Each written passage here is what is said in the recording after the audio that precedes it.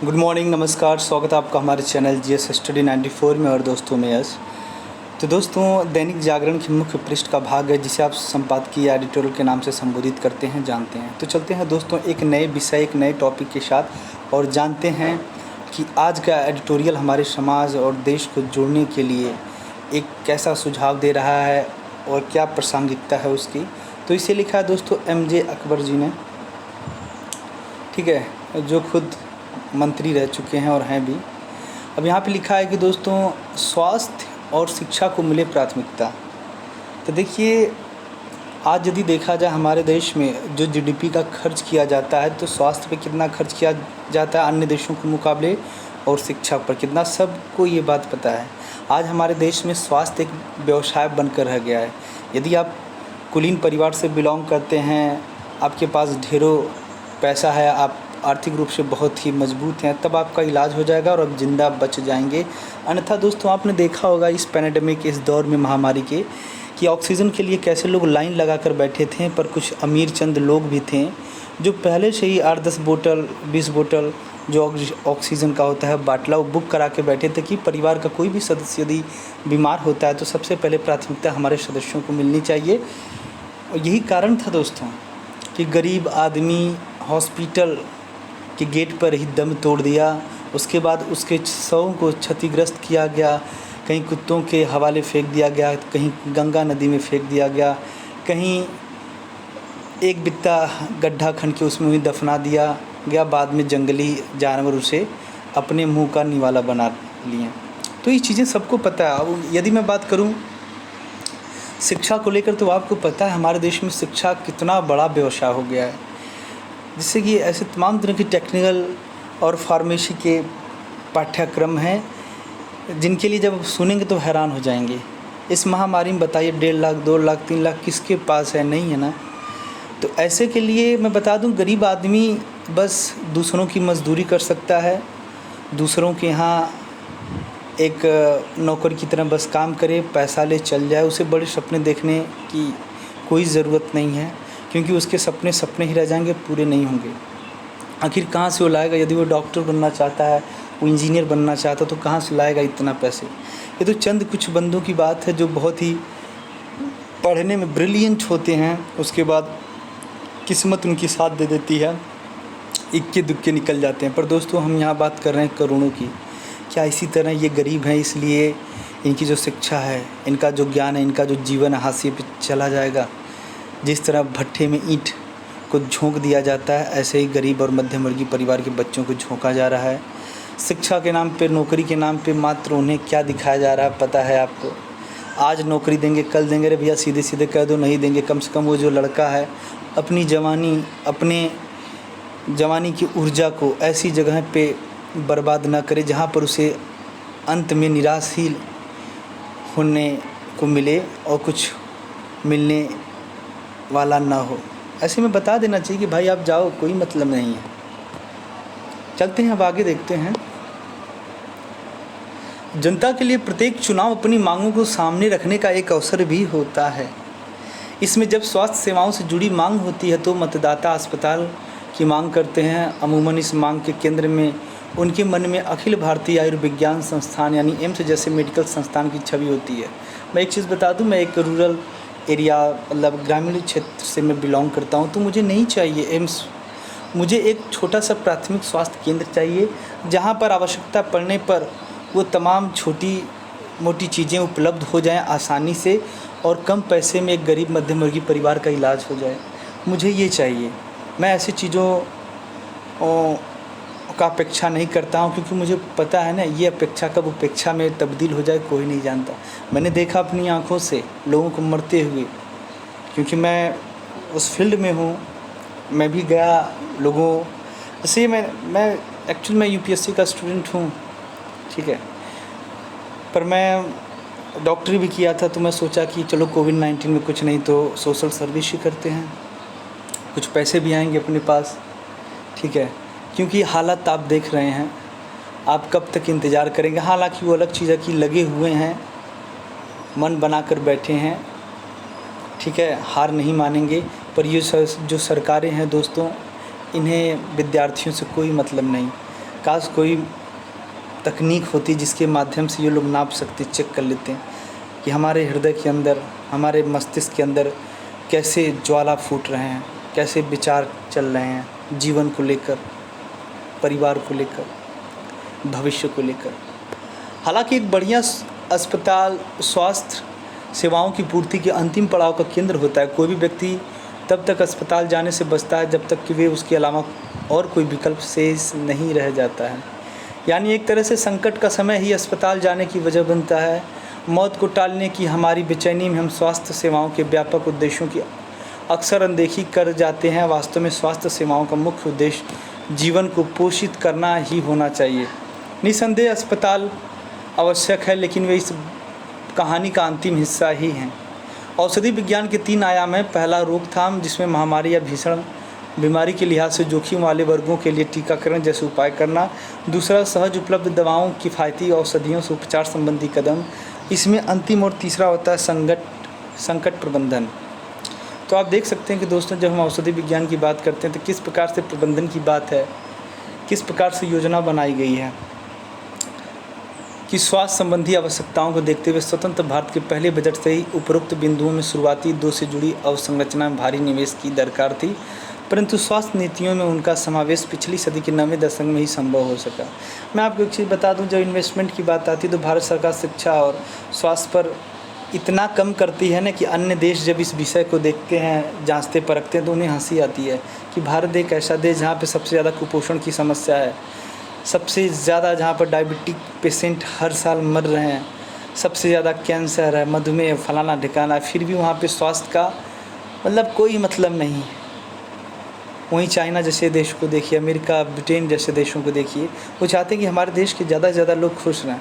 मैं आयुष्मान योजना की एक तरह से पोल खोलना चाहता हूँ। हमारे यहाँ बहुत सारे लोग मर गए हैं, कुछ लोगों का तो गरीबी की वजह से, पैसे के अभाव के कारण इलाज नहीं हो पाया, संभव ही नहीं हो पाया। भाई आर्थिक रूप से इतने मजबूत नहीं है।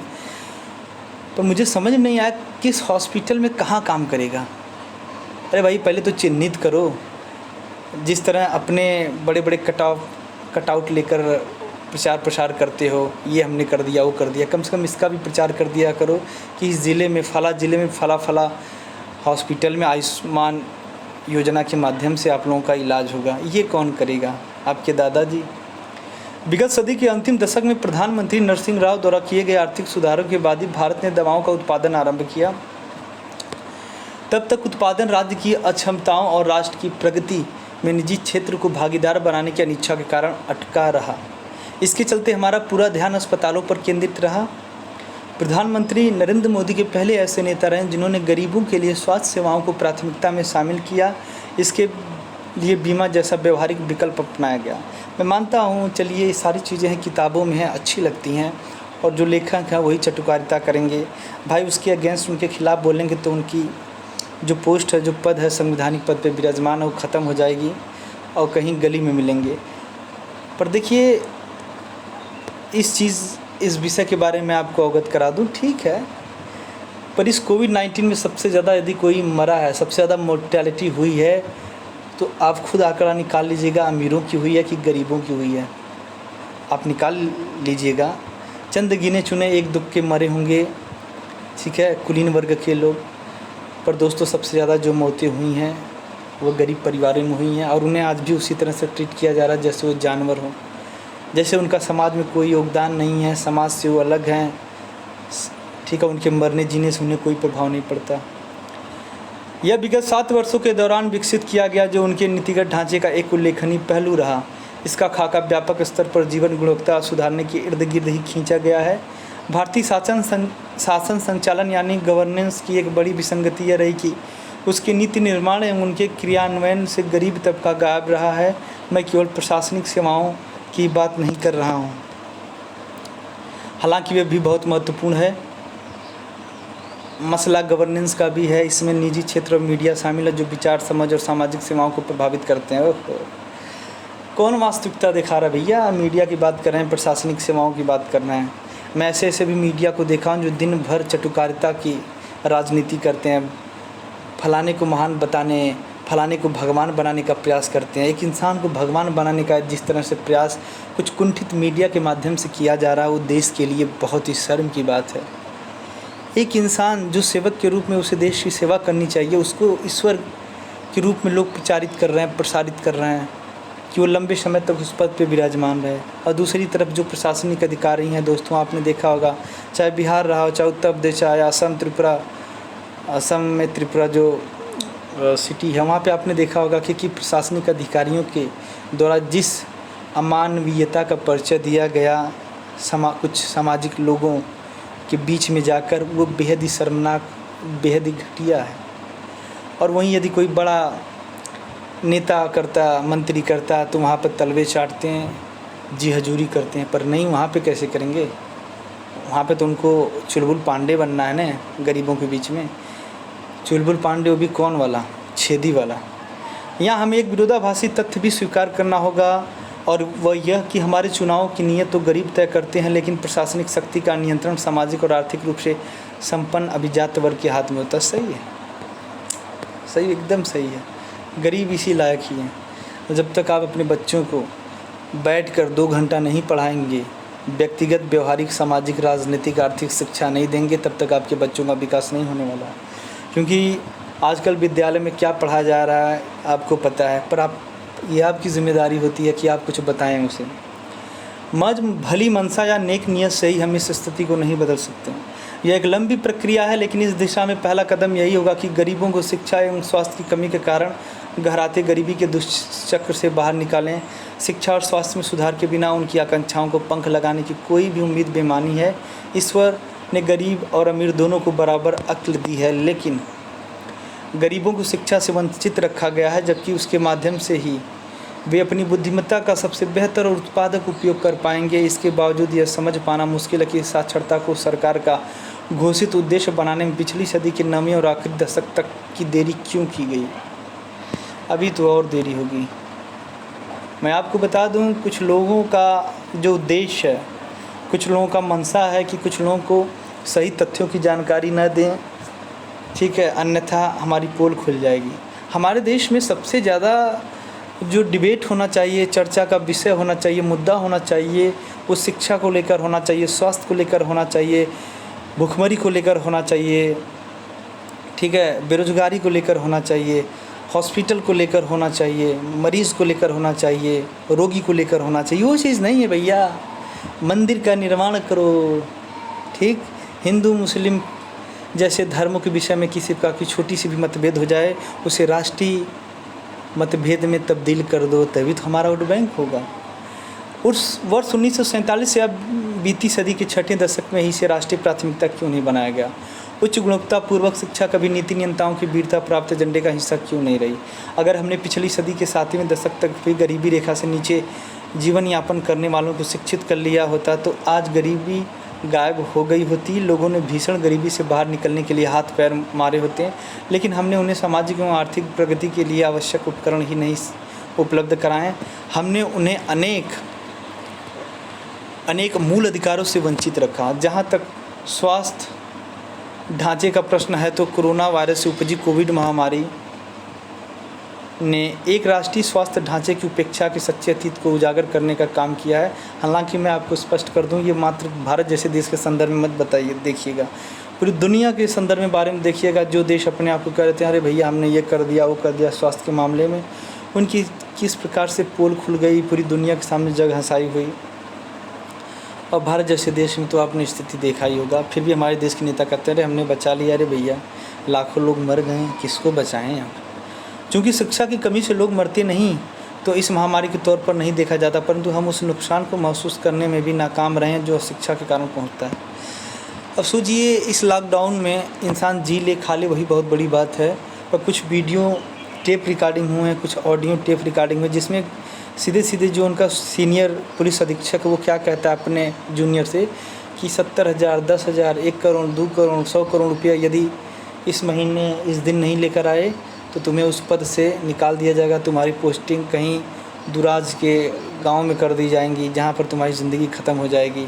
इस प्रकार से लोगों को डराया जाता है। यदि सरकार और प्रशासन की जिम्मेदारी होती है, उनका उद्देश्य होता कि लोगों को ज़्यादा से ज़्यादा लोगों को स्वस्थ रखा जाए, तो वो चौक चौराहों पर खड़ा होकर लोगों को सैनिटाइज़र, मास्क बांटते हैं, न कि डंडे से मार के उनका पिछवाड़ा लाल करते हैं और उसके बदले 1,000 रुपया, 2,000, 10,000 चालान काटते हैं। तो उनका उद्देश्य ही है दोस्तों लूटना। ये कोई कोरोना वॉरियर नहीं है। इक्के दुक्के से उनको कोरोना वॉरियर कभी मत बोलिएगा। आज देश में जो समस्या खड़ी है ना, इन्हीं की वजह से है। अमीर आदमी 500 रुपया दे दिया तो फला गरीब को रेप का केस किसी के ऊपर पे रहेगा, वो उनके ऊपर कर देंगे, उनकी ज़िंदगी ख़राब कर देंगे। उनको कभी भैया ज़मानत भी नहीं मिलने वाला। गरीब है ना, कौन देखने जाता है। असल में सबसे बेहतरीन और बदतरीन उपलब्ध शिक्षा के बीच जो अंतर होता है वह जानबूझकर भूलने की आदत में दफन है। तमाम संकेतकों के दृष्टिकोण से सांख्यिकी उपयोगी है, लेकिन तथ्यों को लेकर भ्रमित नहीं होना चाहिए। आंकड़ों के अनुसार देश में गरीबों की संख्या से कुल कर करीब 25 करोड़ रह गई है। फिर भी 25 करोड़ का यह आंकड़ा भारत से कहीं अधिक क्षेत्रफल वाले देश में रूस की कुल आबादी से 10 करोड़ अधिक है। दरअसल हम भूख सूचकांक आधार पर ही गरीबी का आकलन नहीं कर सकते हैं। यह समझने की ज़रूरत है कि यह एक न्यूनतम मानक है। अगर लोगों को अच्छी स्वास्थ्य सेवाएँ और शिक्षा न दी जाए तो गरीबी की जद में बने रहते हैं। प्रत्येक सरकार को अपने बजट में इन दोनों श्रेणियों पर खर्च को अपनी प्राथमिकता में अवश्य रखना चाहिए। इसमें कोई संदेह नहीं कि स्वास्थ्य और शिक्षा को अप्रत्याशित बजटीय आवंटन की आवश्यकता है। यदि ऐसा नहीं किया गया तो गरीबी उन्मूलन का सपना नेक नीयत और लचर नीतियों खतरनाक मायाजाल में उलझा रहेगा। आज के लिए इतना ही। नमस्कार, धन्यवाद।